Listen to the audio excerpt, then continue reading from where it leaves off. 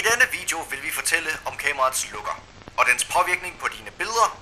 Vi vil gå igennem, hvad præcis lukkeren er, hvad den gør, og hvordan du kan udnytte den til dit fulde potentiale.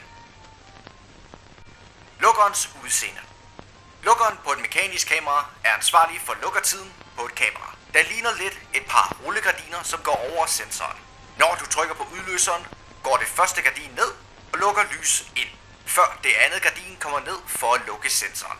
Det er også muligt at sætte til på nogle spejlløse kameraer, men de fleste bruger bare sensoren. Hvad bruges lukkeren til?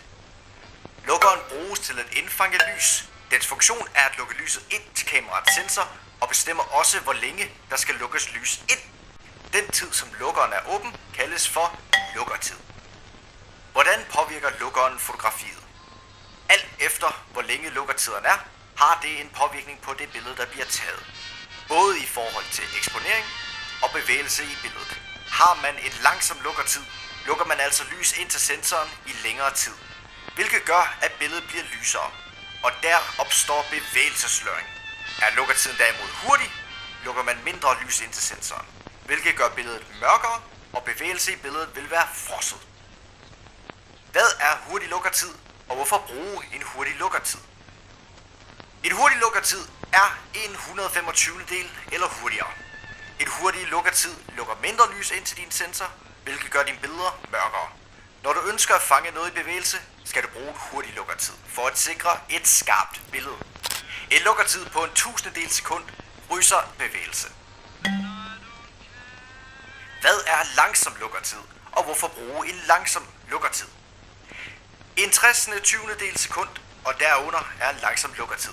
Det er her, man typisk begynder at bruge en tripod.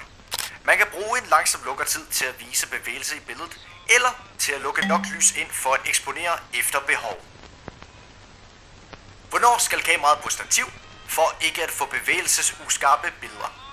There is a rule of thumb that if you need a tripod, if your shutter speed is greater than your lens's focal length, 1/50th for a 50mm lens, or 1/250th for a 250mm lens, or 1/500th for a 500mm lens.